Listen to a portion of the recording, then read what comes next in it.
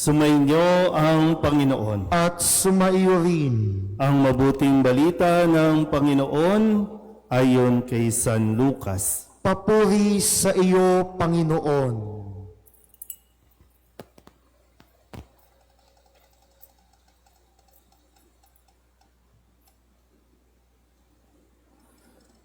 Noong panahong iyon, iniutos ng Emperador Augusto na magpatala ang lahat ng nasasakupan ng imperyo ng Roma. Ang unang pagpapatalang ito'y ginawa ng si Cirenio, ang gobernador ng Syria.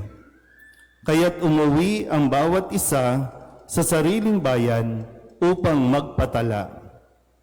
Mula sa Nazaret, Galilea, si Jose pumunta sa Bethlehem, Judea, ang bayang sinilangan ni Haring David, sapagkat siya'y mula sa angkan at lahi ni David.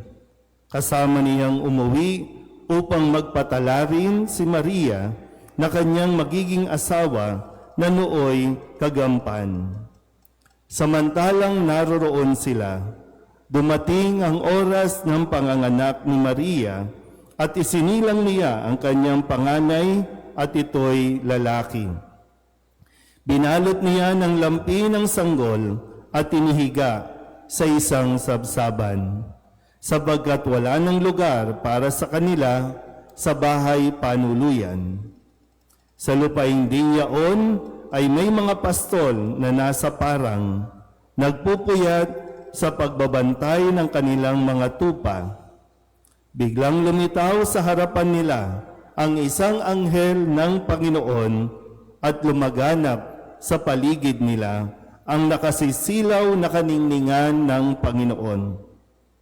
Natakot sila ng gayon na lamang, ngunit sinabi sa kanila ng anghel, "Huwag kayong matakot, ako'y may dalang mabuting balita para sa inyo, na magdudulot ng malaking kagalakan sa lahat ng tao.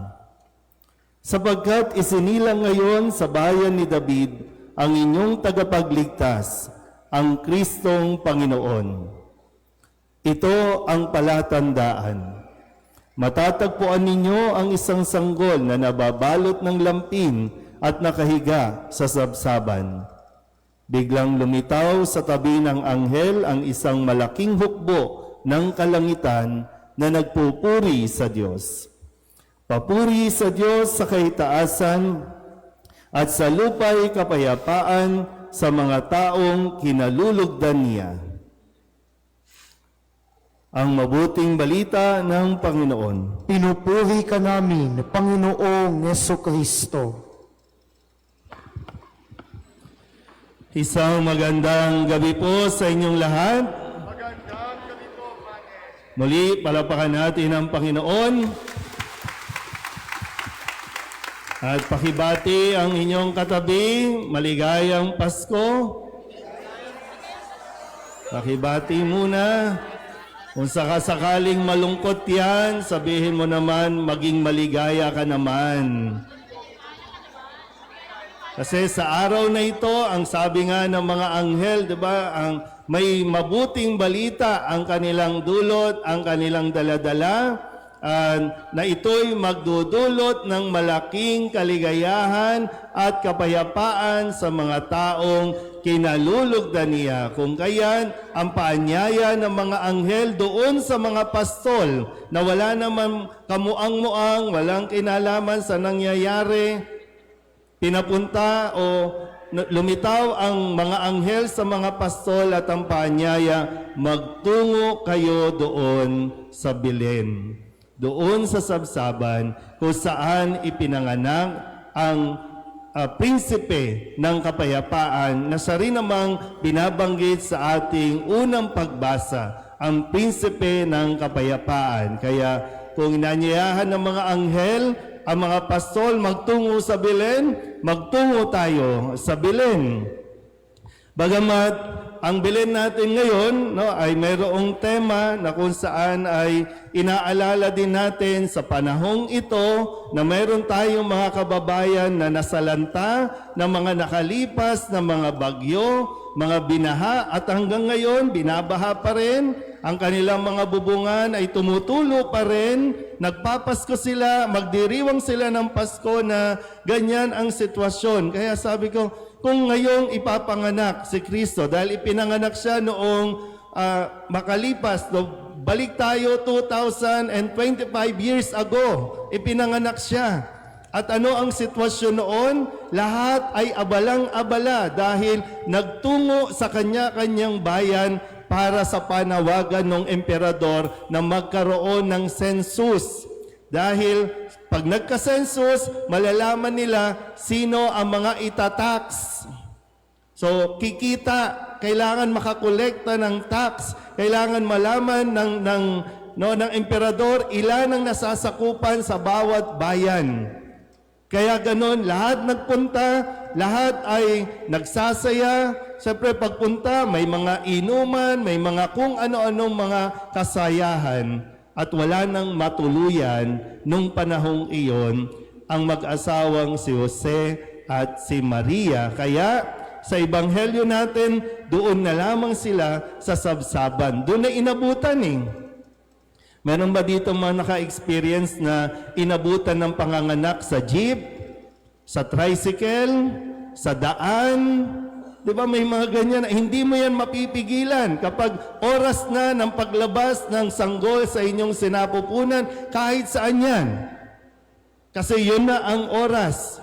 So sabi ko, kung ngayon ipapanganak si Jesus, baka isa sa mga kung ano yung kalagayan ng kanya pong kinalulugdan, tayong mga tao, ipinanganak. Ibig sabihin, hindi mapipigilan ng baha, hindi mapipigilan ng mga pagtulo, maging yung pagkawala ng mga bubungan ninyo, hindi mapipigil ang pagdating ng Panginoon.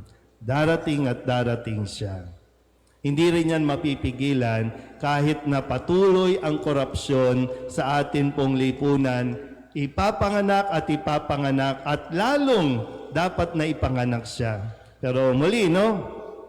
Sabi, magtungo sa Belen at sa Belen, sino ang matatagpuan? Ang prinsipe ng kapayapaan, ang kaisa-isang anak ng Diyos na ipinagkatiwala sa mag-asawang si Jose at si Maria. Mamaya, bago kayo umuwi, susulyap kayo dito at tingnan ninyo yung sanggol.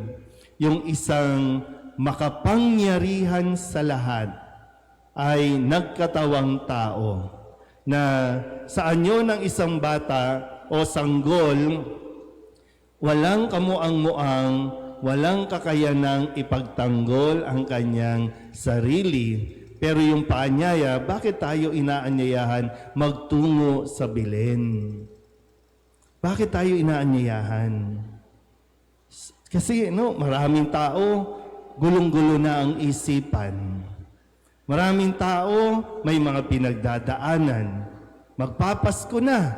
Kung kaya, oras ito para magbigay ang Diyos ng kapayapaan sa bawat isa sa atin.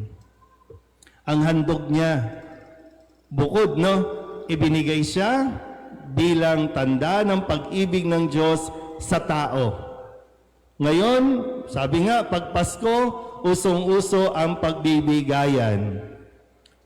Kanina po, nag-iisip ako, sabi ko, pag araw ng Pasko, walang mahirap ngayon. Yung mga mahihirap ay sagana ngayon. Tama ba? Kahit yung mga nandyan sa paligid, busog yan ngayon. Etong mga ito, yan. Kayo, tingnan nyo nga mga mukha ng katabi ninyo. Yan, paldo-paldo ngayon yan. Paldo yan. Walang tao, walang pera ngayon. No, meron yan. At talagang gagastos at gagastos ang lahat ng mga naririto, lalo na bukas, gagastos yan. Yung mga, sabi ko, pambihira. Yung mga mahihirap, gagastos ngayon. Yung mayayaman, nagpapahinga ngayon. Naalo nyo ba? Mapapahinga yung mayayaman, sige, ubusin ninyo ang pera kasi mapupunta sa amin yan. Nakukuha nyo ba? O kaya, ano din, gamitan nyo rin ang utak, di ba? Sila nagpapahinga na ngayon, sitting pretty ngayon kasi ay kumita na sila eh. O ngayon, itong mga ito, mga gagastos ito bukas. So yung paggastos ninyo, ikakayaman nila. Pero yun ba? Diba? Kaya nga sabi ko, pag nilayan nga natin, punta tayo sa Belen. Siya ang unang nagbigay sa atin. Kung tutuusin, wala siyang ibang kailangan sa atin na maibibigay natin sa Kanya.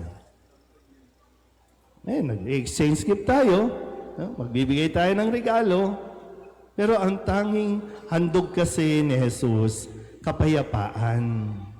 Sabihin niyo nga po, kapayapaan.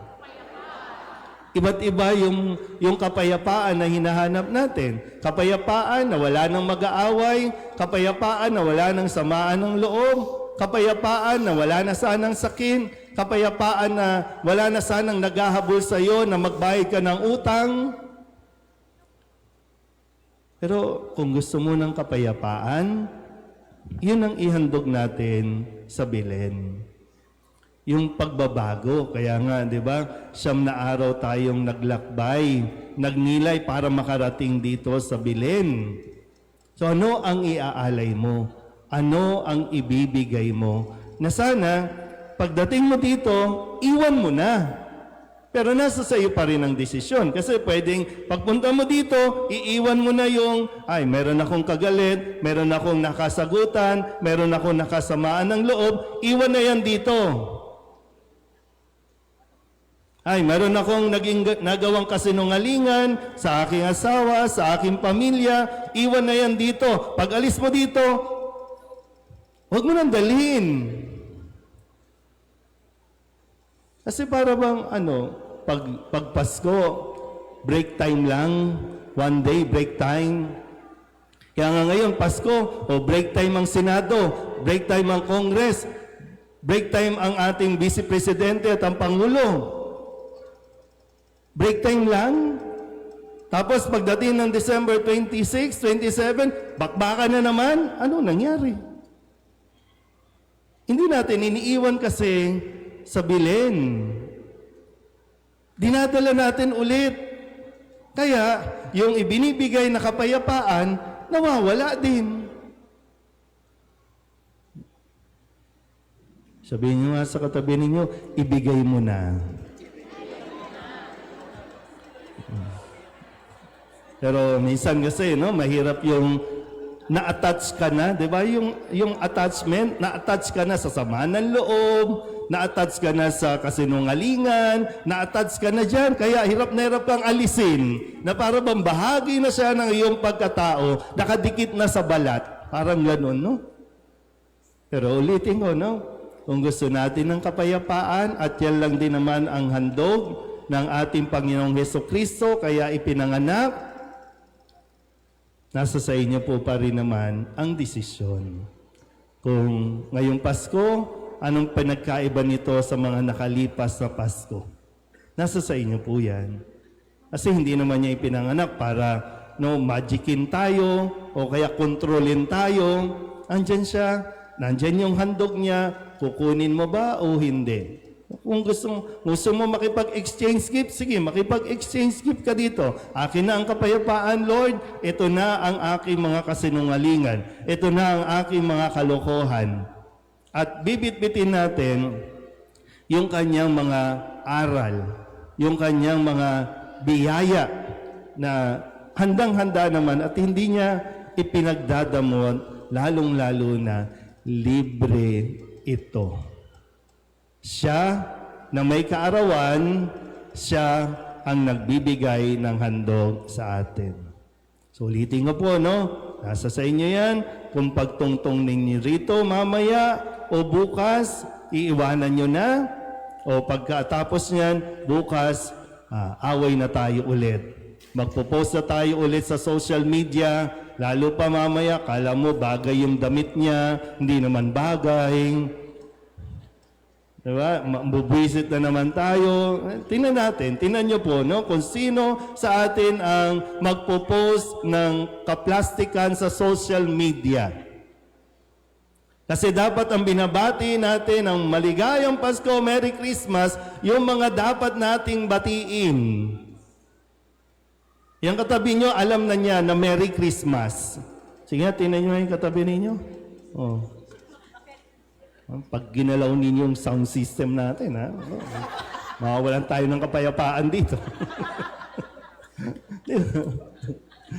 So, sana po, no? Pag nilayan natin ng mabuti, nawa ang handog na kapayapaan ng ating Panginoong Jesucristo na isinilang na noon-noon pa, ay magdulot nawa sa atin at tanggapin nawa natin ang kanyang ibinibigay na regalo.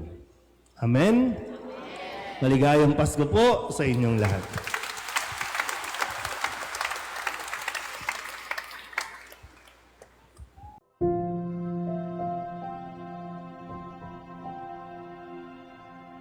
Thank you.